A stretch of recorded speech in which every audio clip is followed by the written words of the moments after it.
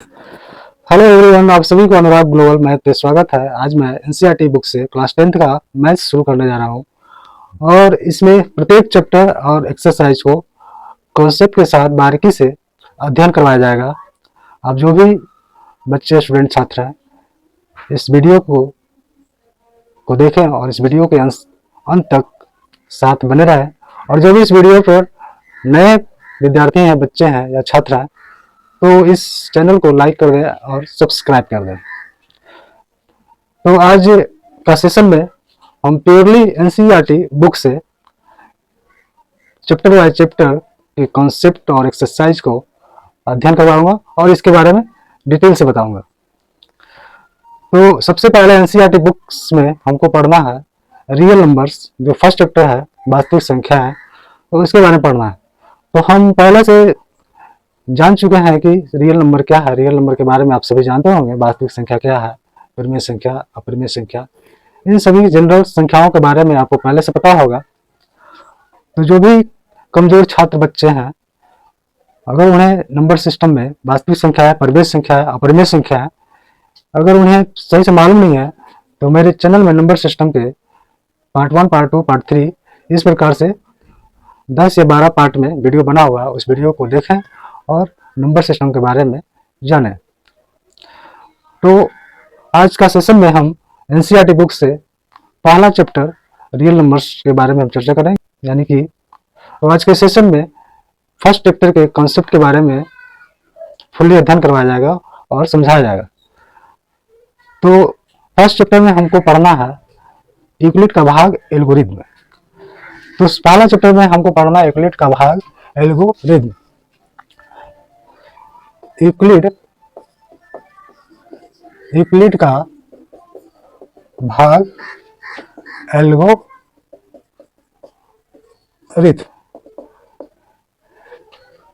Euclid का भाग, algorithm. तो सबसे पहले हमको जानना है एल्गोरिथ्म क्या है। सबसे पहले हमको पॉइंट 1 में जानना है कि एल्गोरिथ्म क्या है। एल्गोरिथ्म क्या है? तो एल्गोरिथ्म में अगर आपसे पूछा जाता है कि एल्गोरिथ्म क्या है, तो इसके बारे में हम बताएंगे कि एक किसी विशेष प्रकार की समस्या को चरणबद्ध तरीके से हल करने की प्रक्रिया को एल्गोरिथ्म कहा जाता है।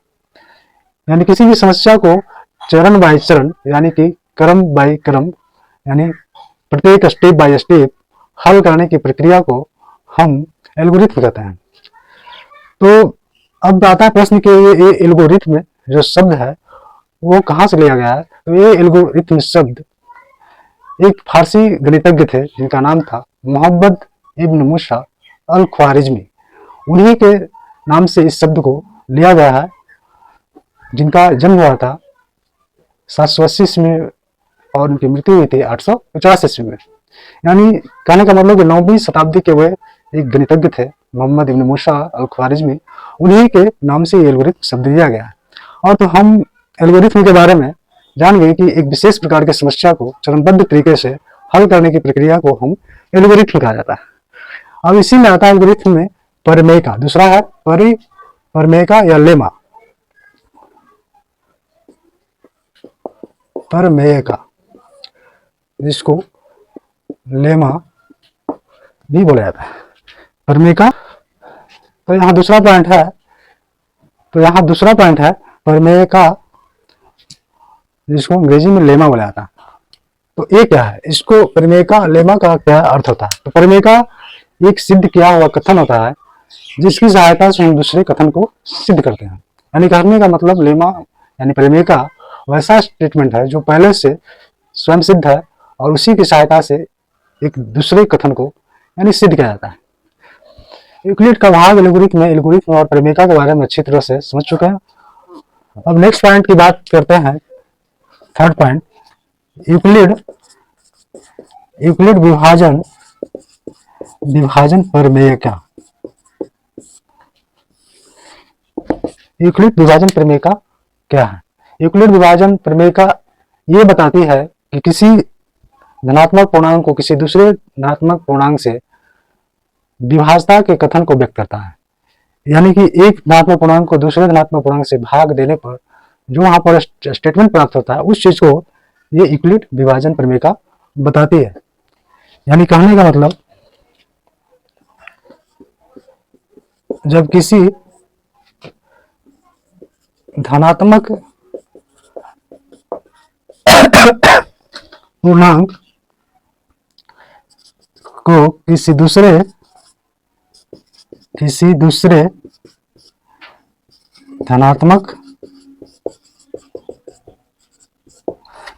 धनात्मक पूर्णांक से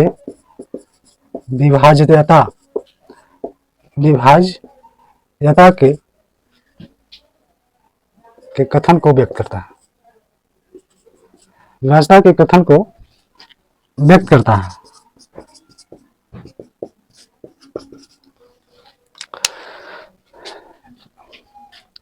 तो यूक्लिड विभाजन प्रमेय में ये स्पष्ट रूप से बताता है कि जब किसी धनात्मक पूर्णांक को किसी दूसरे धनात्मक पूर्णांक से विभाज्यता के कथन को व्यक्त करता है।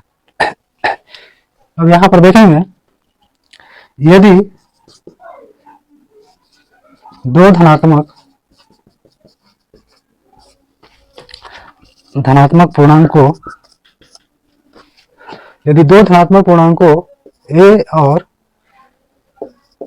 ए और बी यानी कोई दो धनात्मक पूर्णांक है ए और बी का एक ऐसा पूर्णांक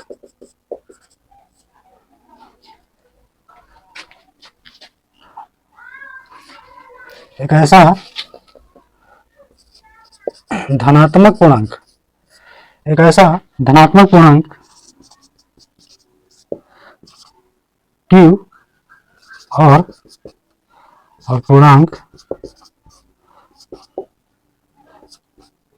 संख्या धनात्मक पूर्णांक Q और पूर्णांक संख्या R प्राप्त हो कि साथ साथ नोट करते जाएंगे अभी और समझते हुए जाएंगे। यानी कहने का मतलब ये दो धनात्मक पूर्णांकों ए और बी का एक ऐसा धनात्मक पूर्णांक Q और पूर्णांक संख्या R प्राप्त हो कि A बराबर BQ प्लस R, जहां 0 less than equal to R less than B। यानी इस प्रकार से प्राप्त हो कि A बराबर BQ प्लस R जहां 0 less than R equal to R 0 less than equal to R less than B। यानी कहने का मतलब कि A बराबर BQ प्लस R जहां 0 less than equal to R less than B। यहां A बराबर भाज्य है, B है जो भाजक है और Q है जो भागफल है और R है जो शेषफल है। यानी A डिवाइडेंड है, ये डिवाइजर है और ये एक कोशेंट है और ये रिमाइंडर है।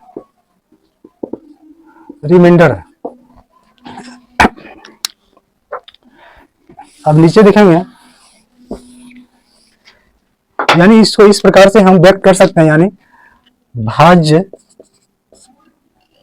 बराबर भाजक गुणे भागफल प्लस शेष।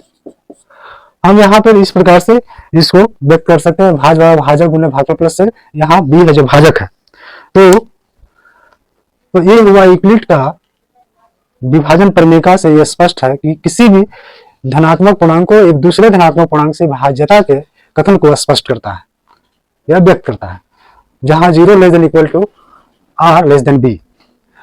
तो यहां तक हम समझते हैं कि यहां तक आप समझ चुके होंगे और आगे हम बताने वाले हैं कि बहुत सारे कमजोर बच्चे हैं, तेज बच्चे होते हैं जो आसानी से इस चीज को समझते हैं, लेकिन जो कमजोर बच्चे हैं इसका मतलब उन्हें समझ में नहीं आता है कि 0 less than equal to R less than B क्या है। यानी कि 0 छोटा या बराबर R छोटा B। तो बहुत से बच्चों को इसमें कंफ्यूजन होती है कि इसका अर्थ क्या होता है, तो हम इसे समझाने का अच्छी तरह से प्रयास करेंगे। आप लोग वीडियो के अंत तक बने रहें और देखें और समझें। तो हम इसको बताने के लिए कुछ यहाँ पे चिन्ह का प्रयोग करेंगे, जो आप देखेंगे यहाँ पे। आप पहले पिछले क्लास में पढ़ चुके होंगे इस तरह से। यहाँ पे हम साइड में बताना चाहूंगा, यहाँ पे एक चिन्ह लेते हैं, इसको इस तरह का, इसको बोला जाता है बड़ा। बड़ा, इसको अंग्रेजी में बोला जाता है ग्रेटर, ग्रेटर देन। इसको बोला जाता है छोटा, इसको बोला जाता है अंग्रेजी में लेस देन। उसी तरह से बड़ा में एक लाइन हॉरिजॉन्टल खींच दिया जाता है नीचे, तो इसका अर्थ हो जाता है बड़ा, इसका अर्थ हो जाता है बड़ा या बराबर, बड़ा या बराबर। जिसको अंग्रेजी में बोला जाता है greater than, greater than equal to, greater than equal to. और इसको बोला जाता है छोटा में एक हॉरिजॉन्टल लाइन नीचे खींच दिया जाता है इस तरह, तो इसको बोला जाता है छोटा या बराबर।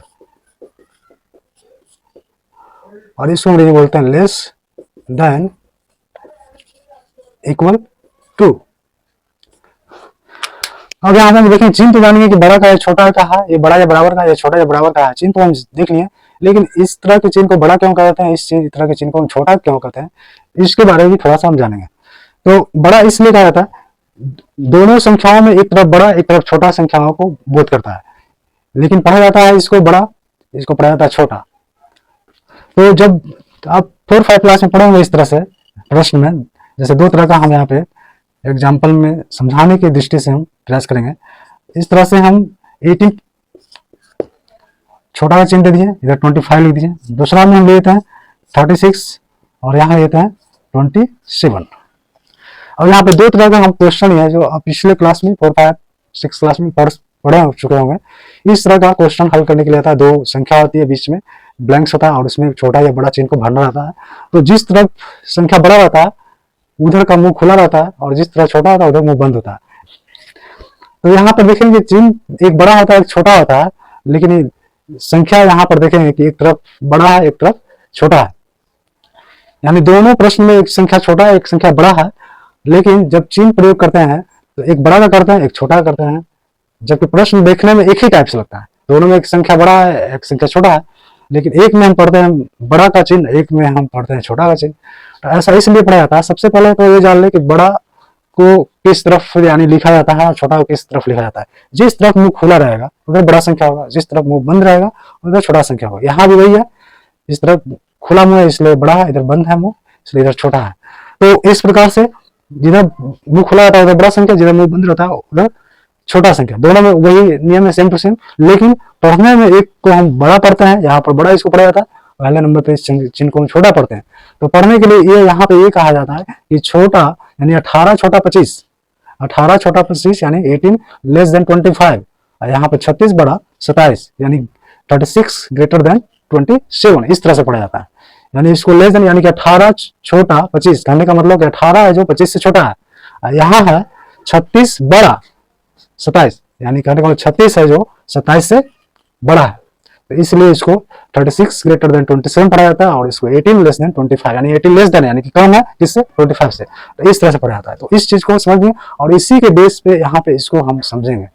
तो यहाँ पे जैसे कि 0 less than equal to R less than B है, यानी कहने का मतलब कि आर का जो मान है बीच में वो लेस देन इक्वल टू यानी कि आर का मान है जो 0 से यानी कि सबसे छोटा 0 है, यानी जहां से ये दोनों तरफ अंत में है जो संख्याएं होती है, यहाँ पे 0 है, यहाँ पे संख्या की जगह यहाँ पे हम बी एक लेटर लिया हुआ, तो दोनों तरफ साइड में जो संख्याएं होती है यानी कि बाएं तरफ जो संख्या होती है वहां से लेकर दाहिने तरफ की संख्या के बीच तक, यानी कि इसके कंडीशन के अनुसार लिया जाता है। बीच का जो यहाँ बीच में जो भी रहे आर रहे पी रहे के रहे जो भी वैल्यू, तो उसका जो वैल्यू होता है इन दोनों के बीच होता है या इन दोनों के साथ, यानी कि यहाँ से लेकर यानी बीच हो सकता है या दोनों की संख्या को लेकर साथ भी हो सकता है। ये डिपेंड करता है इसके कंडीशन पे, ये जो यहाँ पे चिन्ह है बड़ा या छोटा ही है, बड़ा या बराबर या छोटा या बराबर, उसके अनुसार होता है। यहाँ इक्वलेट के भाग एल्गोरिथम में सिर्फ यहाँ यही एक नियम लागू होता है कि 0 less than equal to R less than B. ऐसा इसलिए होता है कि किसी भी आप पढ़े होंगे भाग की क्रिया में, तो विभाजन की क्रिया या भाग की क्रिया में हमेशा जब भाजक होता है तो शेषफल हमेशा जब आता है तो कम से कम एक छोटा रहता है, कम से कम एक छोटा रहता है, या छोटा रहने के लिए दो भी छोटा रख सकता है, 3 4 5 6 जो भी छोटा, यानी कहाँ तक छोटा रह सकता है ये डिपेंड करता है। यानी छोटा हमेशा भाजक से छोटा रहता है, लेकिन छोटा कहाँ तक रहेगा ये डिपेंड करता है भाजक कितना है। यहाँ पे भाजक चर के रूप में बी लिखा हुआ है, बी की जगह जो कोई संख्या होगा तो उसके पर डिपेंड करेगा कि आर कहाँ तक छोटा आ सकता है। यदि मान लिया जाए कि यदि भाजक यहाँ पे, अगर मान लिया कि बी भाजक यहाँ पे 5 है सपोज दैट, तो यहाँ पे आर का वैल्यू कहाँ तक आ सकता है। तो आर का वैल्यू यहाँ पर देखते हैं कि 0 लेस देन इक्वल टू, यानी कि 0 से शुरू हो रहा है, तो 0 से शुरू हुआ तो लेस देन इक्वल टू है, यानी इक्वल टू लग गया तो यानी कि इक्वल टू ये लाइन जो खींचा गया तो कहने का मतलब कि 0 भी इसका यानी कि शेषफल आ सकता है। अगर ये लेस देन इक्वल टू ये लाइन नहीं होता, सिर्फ इस तरह से मान लेते हैं कि इस तरह से होता, ऐसा मान लेते हैं कि ऐसा होता, तो ये चिन्ह नहीं रहता इक्वल टू, तो यहाँ से नहीं होता है। यहाँ के बाद यानी सबसे छोटा आर का वैल्यू सबसे छोटा आर का वैल्यू सबसे छोटा है, यहाँ पे देखते हैं 0, तो 0 लेस देन इक्वल टू लगता तो यही आ जाता है, यानी कि 0 से जाता। इक्वल टू नहीं रहेगा किसी मैथ में, भाग यूक्लिड का भाग एल्गोरिथम में, तो सिर्फ यही एक नियम बोध करता है। यहाँ पे ये हम समझाने की दृष्टि से बता रहे हैं कि अगर इक्वल टू नहीं रहेगा तो यानी कि 0 के बाद से, यानी कि 0 के बाद से और यहाँ के 20 तक, यानी कि बी यहाँ बी जितना रहे 5 रहेगा तो यानी कि यहाँ से 1 से लेकर 4 तक, अगर बी 5 रहता तो 1 से 4 तक, लेकिन यहाँ पे कंडीशन में हो जाएगा, यहाँ कंडीशन में हो जाएगा इक्वल टू है, तो यानी इक्वल टू यानी कि सबसे छोटा शेषफल 0 से स्टार्ट होगा, यानी कि 0 से, यानी कहने का मतलब कि आर का वैल्यू, यानी कि ये जो बीच में यहाँ वैल्यू होता है तो इसका वैल्यू होगा जो शेषफल का वो 0 होगा, यानी कि 0 हो सकता है, 1 भी हो सकता है, 2 भी हो सकता है और 3 भी हो सकता है और 4 तक हो सकता है, यानी कि 4 तक हो सकता है, 5 नहीं हो सकता है, क्योंकि भाजक यदि 5 रहेगा तो भाग की क्रिया में आपको पहले पता होगा कि विभाजन की क्रिया में जब भाग 3-4 क्लास में भाग की क्रिया करते होंगे तो देखते हैं कि भाजक अगर बराबर हो जाता है तो एक बार में लग जाता है, अगर 5 से 5 में भागा दिया तो एक बार लग जाएगा, अगर शेषफल 5 आ जाएगा तो भाजक 5 रहेगी तो एक बार यानी कि एक बार में लग जाएगी, कट जाएगी। इसीलिए रिमाइंडर हमेशा भाजक से यानी कि बी से हमेशा कम से कम एक कम, यानी कि कहने का मतलब यहाँ तक, यानी बी -1, यानी बी अगर 5 है तो -1 घटा देंगे, यानी 4 तक शेषफल आएगा। अगर इक्वल टू लगा, यूक्लिड का भाग एल्गोरिथम में है, यही एक नियम यहाँ पे लागू होता है, बोध करता है 0 less than equal to R less than B, तो यानी कि 0 से ही इसका शेषफल हो सकता है। और बी जहां रहेगा 5 रहेगा तो 5, अगर बी मान लेते हैं कि अगर यहाँ पे 8 रहेगा तो आर यानी कि 0 से लेकर 1 2 3 4 5 6 7 यानी कि 7 तक हो जाएगा, क्योंकि 8 रिमाइंडर नहीं हो सकता। अगर रिमाइंडर 8 आ जाएगा तो फिर एक बार में लग जाएगी, क्योंकि डिवाइजर 8 है, भाजक 1 है, 8 है 8 है, तो इसलिए एक बार में लग जाएगी। इसीलिए ये नियम बनाया गया है कि हमेशा डिवाइजर से कम एक कम होगा तब वो रिमाइंडर की स्थिति में आ सकता है। जो रिमाइंडर के बराबर डिवाइजर के बराबर रिमाइंडर हो जाएगा तो वो रिमाइंडर के रूप में नहीं आएगा, फिर एक बार और क्रिया लग जाएगी। तो इस तरह से इसका मतलब आपको अच्छी तरह समझ में आ चुका होगा, यानी कि लेस देन इक्वल टू है, यहाँ का जो बीच में जो भी है, यहाँ पर रिमाइंडर, यहाँ पर आर की जगह पी भी लिख सकते हैं, एस भी लिख सकते हैं, कुछ भी लिख सकते हैं, यहाँ पर भी कुछ भी लिख सकते हैं, ए बी सी डी जो भी। तो इस तरह से यहाँ से जो बीच का वैल्यू होगा इन दोनों चिन्हों के कंडीशन के अनुसार होगा। तो यूक्लिड के भाग एल्गोरिथम में ये कंडीशन ये है कि 0 लेस देन इक्वल टू, यानी कि आर जो बीच में वैल्यू है वो 0 से होकर कहाँ तक जाएगी, सिर्फ लेस देन बी, यानी कि बी से छोटा। इक्वल टू यहाँ नहीं है, यहाँ इक्वल टू आता तो बी तक बराबर हो जाता, लेकिन यहाँ इक्वल टू नहीं है, यानी सिर्फ लेस देन है, यानी बी से कम, यानी कि बी जितना वैल्यू होगा उससे -1 तक होगा ये रिमाइंडर का वैल्यू। अगर 9 होगा तो ये 8 तक, 0 से 8 तक जाएगा। अगर 20 होगा रिमाइंडर तो 0 से 19 तक चला जाएगा रिमाइंडर से। तो हम समझते हैं कि आप अच्छी तरह से इसको समझ गए होंगे। तो यहाँ पे एक कंडीशन है, इस कंडीशन को अलग से एक दो कंडीशन को और देख समझने की दृष्टि से अगर मान लेते हैं कि b बराबर 11 हो, तो b बराबर 11 हो तो r कितना होगा, तो r सीधी सिंपल सी बात है, b जितना है उसमें से एक कम कर देंगे, एक कम कर दें यानी कि b -1, यानी 11 - 1 बराबर 10, यानी कि इसका रिमाइंडर 0 से लेकर यानी कि कहाँ तक जाएगा, कहाँ तक, 10 तक, यानी कि 10 तक होगा, इसका रिमाइंडर 10 तक होगा। सिंपल से नियम है कि जब भी यूक्लिड का भाग एल्गोरिथम में इस तरह का कंडीशन लगा रहता है और इसका अर्थ यही होता है कि रिमाइंडर यानी 0 less than equal to R less than B, यानी कि रिमाइंडर यानी शेषफल 0 से लेकर b से एक क्रम तक ऐसा वैल्यू होगा। अब यहाँ डिपेंड करता है कि b कितना है, कि हर प्रश्न में अलग अलग होगा, भाजक यानी डिवाइजर अलग होगा। b 11 है तो 10 तक रिमाइंडर हो जाएगा, 12 है तो 11 तक हो जाएगा, 7 है तो 6 तक हो जाएगा, तो आपको इस तरह से अच्छी तरह से समझ में आ गया होगा इसका अर्थ है, इसका मतलब क्या होता है। तो ये तो हो गया यूक्लिड विभाजन प्रमेय का। अब हम बात करते हैं यूक्लिड विभाजन एल्गोरिथम।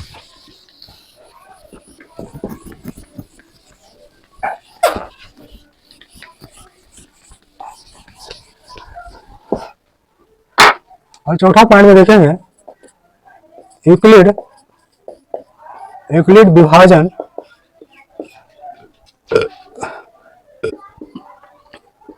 एल्गोरिथम। अब यूक्लिड विभाजन एल्गोरिथम क्या है? तो यूक्लिड विभाजन एल्गोरिथम है जो यूक्लिड विभाजन प्रमेय पर आधारित है, जिसके माध्यम से दो धनात्मक संख्याओं को चरणबद्ध तरीके से उसको हम मशा ज्ञात करते हैं, एचसीएफ ज्ञात करते हैं।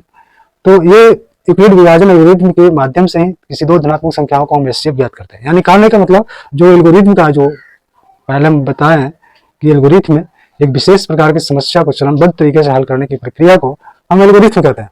तो यूक्लिड विभाजन एल्गोरिथम में है जो यूक्लिड विभाजन प्रमेय पर ही आधारित है, और उसी के माध्यम से हम किसी दो धनात्मक पूर्णांक संख्याओं को एचसीएफ ज्ञात करने के लिए इस टेक्निक को हम अपनाते हैं, जो चरणबद्ध तरीके से, यानी कि यूक्लिड विभाजन प्रमेय को हम बारंबार यानी कि चरणबद्ध तरीके से हल करते जाते हैं तब तक हल करते हैं जब तक उसका शेषफल शून्य नहीं आ जाता। यानी किसी में 4 बार उसका चरणबद्ध तरीके से हल कर सकते हैं, 5 बार भी हो सकता है, 6 बार भी हो सकता है। यानी कहने का मतलब इस तरह से 1 2 3 4 5 बार इसको चरणबद्ध तरीके से हम हल करते हैं, और अंत में उसका शेषफल यदि शून्य आ जाता है तो उसी का भाजक, यानी जो अंत में शेषफल आता है शून्य, उसी का भाजक उन दोनों धनात्मक संख्याओं का एचसीएफ कहलाता है।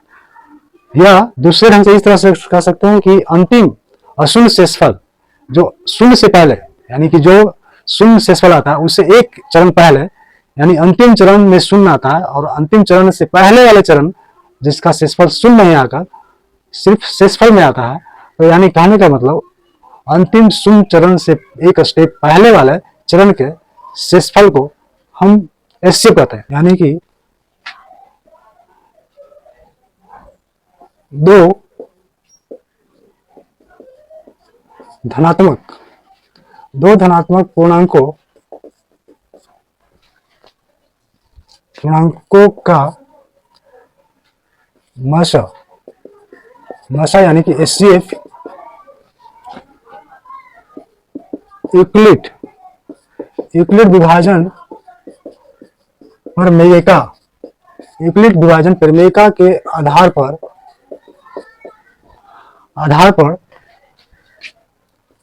आधार पर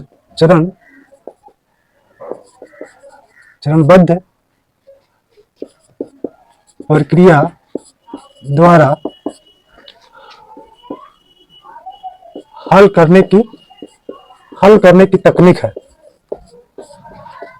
यानी कहने का मतलब यूक्लिड विभाजन एल्गोरिथम है दो धनात्मक पूर्णांकों का मशा एचसीएफ यूक्लिड विभाजन प्रमेय के आधार पर चरणबद्ध प्रक्रिया द्वारा हल करने की तकनीक है।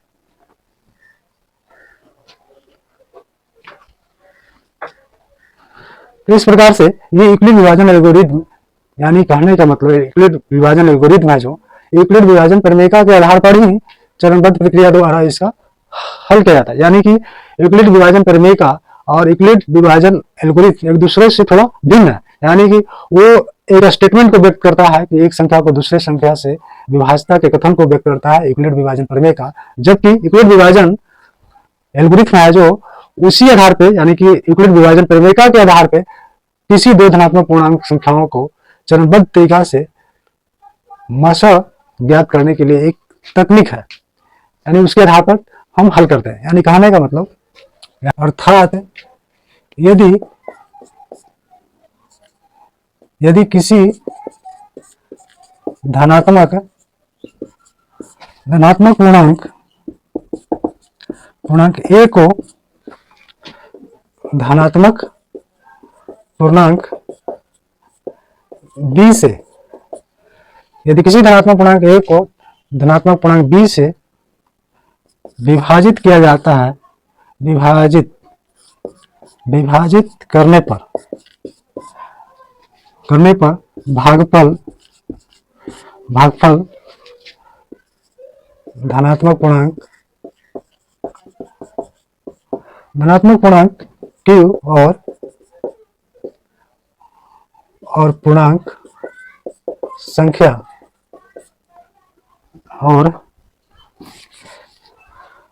और शेषफल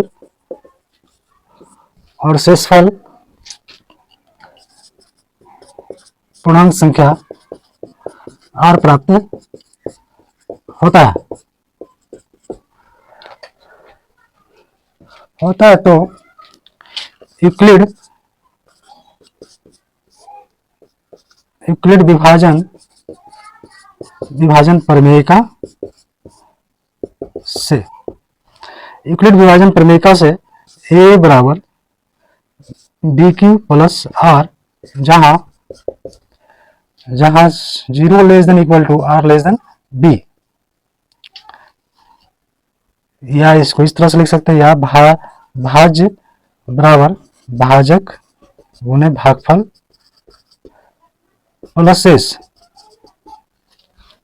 अब इस चीज को यहाँ पे समझेंगे कि ये किसी धनात्मक पूर्णांक a को धनात्मक पूर्णांक b से विभाजित करने पर भागफल धनात्मक पूर्णांक u और शेषफल पूर्णांक संख्या r प्राप्त होता है तो यूक्लिड विभाजन प्रमेयिका से a बराबर BQ प्लस R जहां 0 less than equal to R less than B, या इसको हम भाज्य भाजक गुने भागफल प्लस शेष भी इसको लिख सकते हैं।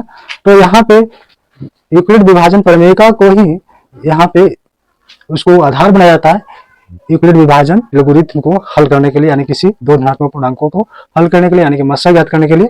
और यहाँ पे है कि इसको यदि यहाँ पे अगर मान ली कि पहला स्टेप में यदि a से b में a को b से विभाजित किया जाता है और भागफल में q आता है और शेषफल पूर्णांक संख्या r प्राप्त होता है, तो इस प्रकार से इसको हम व्यक्त कर दिए। अब आता है कि मस्सा कब ज्ञात होगा, मस्सा किस कंडीशन में ज्ञात होगा, तो इसको समझने के लिए यहाँ थोड़ा सा देखेंगे। यदि यहाँ पे b हो गया भाजक, a में हम भाग दें और यहाँ q आया भागफल और यहाँ पर शेषफल आ गया r, ठीक है। तो r यदि यहाँ पे 0 हो जाता है, अगर r 0 हो जाता है, r बराबर यहाँ 0 हो जाता है, तो ये इस स्थिति में यहाँ पे मस्सा यानी कि HCF b हो जाएगा। जब 0 आ जाएगा तो HCF b हो जाएगा। अगर r 0 नहीं आता है, r बराबर 0 नहीं, पहला कंडीशन में r 0, दूसरा में हम देखते हैं कि r 0 नहीं है, तो उस स्थिति में r कोई संख्या आती है, तो उस स्थिति में मस्सा यहाँ पे नहीं निकला। जब तक हम पहले ही बता चुके हैं कि जब तक बारंबार जो चरणबद्ध तरीके से हल करते हैं, यानी कि हम पहले ही बता चुके हैं कि चरणबद्ध तरीके से हल करने पर अंतिम शेषफल यदि शून्य आता है तो उसी का भाजक HCF कहलाता है। तो यहाँ पे यदि शून्य आता है तो ये भाजक हो जाएगा मस्सा। यदि शून्य नहीं आता है तो और आगे की क्रिया होगी, तो यहाँ पे हम देखेंगे कि ये हो जाएगा डिवाइजर हो जाएगा और ये डिवाइडेंड हो जाएगा। तो उस स्थिति में यानी कहने का मतलब B और R को लेकर हम यूक्लिड विभाजन एल्गोरिथम से इसको अगला चरण में हल करेंगे। तो जब अगला चरण में हल करेंगे तो कोई भागफल q आएगा जो भी संख्या है, और इसको अब हम भाग देने के बाद अगर मान लेते हैं यहाँ पे शेषफल शून्य आता है, यदि मान ले कि c आया, c बराबर 0 आया, तो c बराबर 0 आया, तो अगर दूसरा अगर c बराबर 0 आता है तो उस स्थिति में यहाँ पे जो HCF होगा वो HCF हो जाएगा, कौन होगा, HCF हो जाएगा यहाँ पे R होगा। यहाँ पे मस्सा ये, क्योंकि यहाँ 0 होगा तो मस्सा A होगा, यानी कि R हो जाएगा। अगर c बराबर 0 नहीं आता, अगर ये c बराबर 0 नहीं हुआ, अगर c कोई संख्या आती है तो फिर यानी कि एक स्टेप और बढ़ना पड़ेगा, यानी कि ये हो गया फर्स्ट, ये फर्स्ट हो गया, ये सेकंड हो गया। यहाँ अगर c बराबर 0 नहीं आता तो फिर थर्ड स्टेप में हल करना होगा, यानी इसको इस तरह से घेरेंगे। फिर यहाँ जो r है जो डिवाइडेंट हो गया और शेषफल है डिवाइजर हो गया। अब हम यहाँ पे r और c को, यानी कि r और c को लेकर यूक्लिड विभाजन एल्गोरिथम से इस चरण को हल करेंगे। अगर यहाँ पे भागफल आया और अंत में यहाँ पे d बराबर 0 आ जाता है, अगर मान लो यहाँ d बराबर 0 हो गया, तो d बराबर 0 हो गया तो इसका कहने का मतलब कि HCF यहाँ पे HCF कौन होगा, HCF हो जाएगा C, क्योंकि यहाँ पे हल करने पड़ेगी इसका पहले, यानी कि अंतिम शून्य शेषफल का भाजक।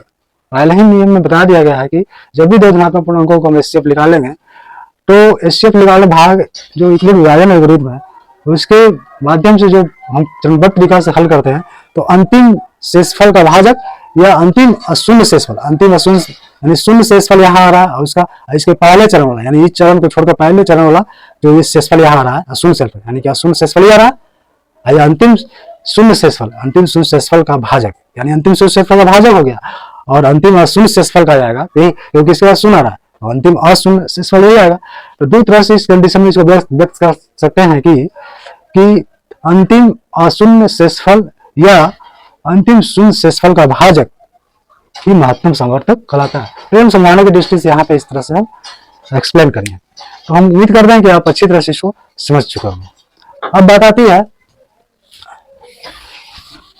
पांचवा पॉइंट की। पांचवा पॉइंट हम देखेंगे, और यहाँ पर देखेंगे पांचवा पॉइंट में कि मसा ए वन का मसा वन होगा,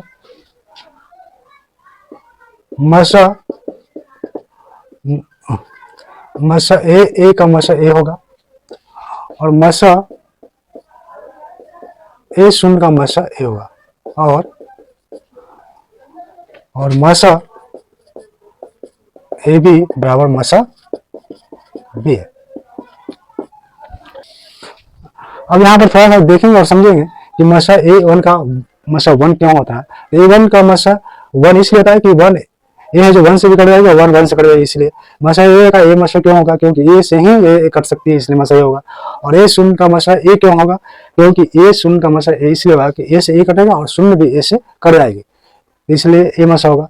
और मसा ए बी और बराबर मसा बी क्यों होगा, इसलिए होगा कि ए बी का मसा ए बी का जो भी यानी कि ए का कॉमन फैक्टर निकालेंगे, अपवर्तक निकालेंगे, और बी का जो अपवर्तक निकालेंगे उसमें सबसे बड़ा महत्तम यानी सबसे बड़ा महत्तम जो कॉमन फैक्टर होगा वो इन दोनों संख्याओं को विभाजित करेगा। तो उस प्रकार से यहाँ भी वही संख्या जो इसका जो अपवर्तक होगा, यहाँ भी वही संख्या अपवर्तक होगा, और उनमें से जो महत्तम कॉमन जो फैक्टर होगा इन दोनों संख्या को विभाजित करेगा। तो सेम टू सेम जो इसको काटेगा जो इसको काटेगा, इसलिए मसा ए बी बराबर मसा बी है। तो इस तरह से ये यहाँ पे पांचवा हो गया। नेक्स्ट पॉइंट में देखेंगे, यदि किसी धनात्मक पूर्णांक ए को धनात्मक पूर्णांक बी से विभाजित करने पर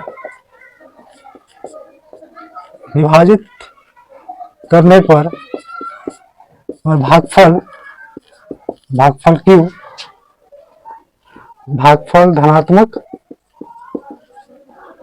धनात्मक पूर्णांक क्यू और शेषफल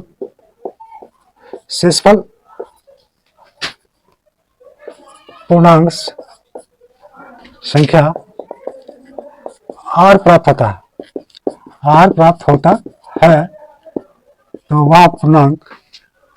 तो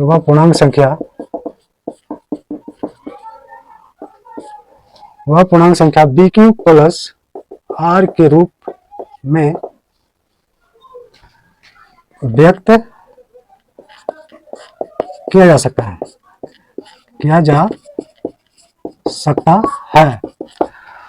अगर ए को बी से विभाजित किया जाता है तो धनात्मक पूर्णांक क्यू भागफल के रूप में आता है और शेषफल पूर्णांक संख्या आर के रूप में प्राप्त होता है, तो वह पूर्णांक संख्या बी क्यू प्लस आर के रूप में व्यक्त किया जा सकता है। बी क्यू प्लस आर के रूप में व्यक्त किया जा सकता है, जहां आर बराबर 1 या 2 या 3 ... या बी माइनस 1, यानी कि जब इसको बी क्यू प्लस आर के रूप में व्यक्त किया जा सकता है तो आर यहाँ पे जो शेषफल है वो 1 हो सकता है या 2 या 3 या बी माइनस 1, या बी यहाँ पे बी है जो क्या भाजक है। अब भाजक बी के विभिन्न स्थितियों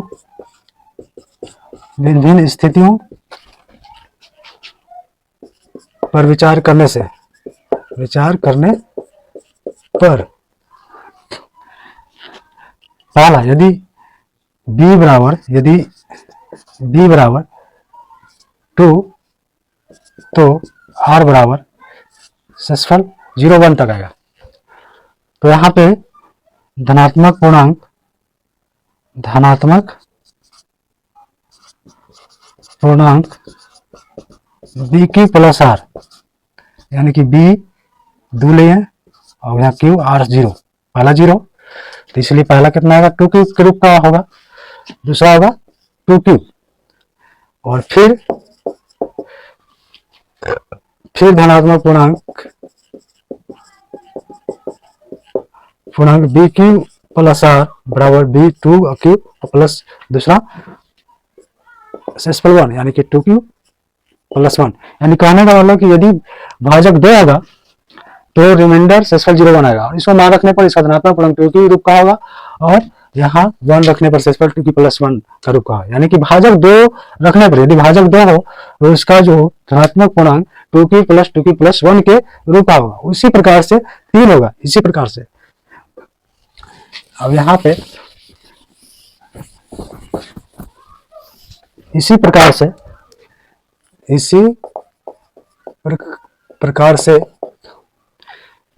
से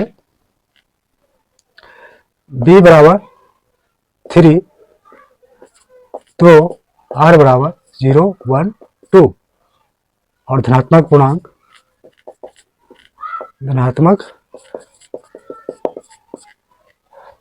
संख्या है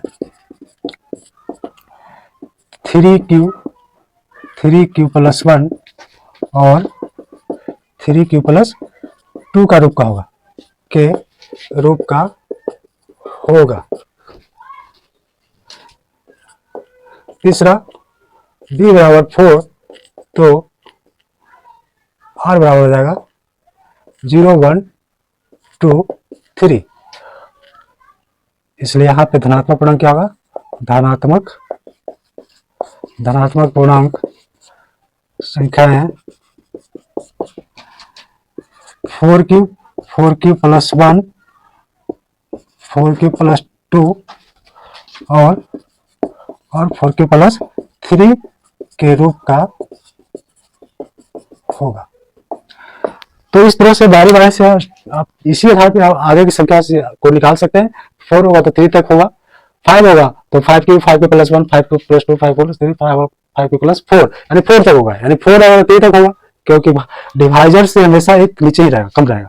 4 है तो 3 तक, 5 है तो 4 तक, 6 है तो 5 तक, 7 है तो 6 तक, 8 है तो 7 तक, इस तरह से, यानी जितना हो संख्या 10 है तो 9 तक होगा, यानी कि 9q प्लस 1, अगर मान ली कि डी हम 10 लेते हैं तो यहाँ पे जो होगा पूर्णांक संख्या वो 10q plus 1 10q plus 2 10q plus 3 10q plus 4 10q plus 5 10q plus 6 10q plus 7 10q plus 8 10q plus 9, यानी 10 है तो 9 तक, 7 है तो 6 तक हो जाएगा। तो इस तरह से हम आगे इसको इसी आधार पे व्यक्त कर सकते हैं।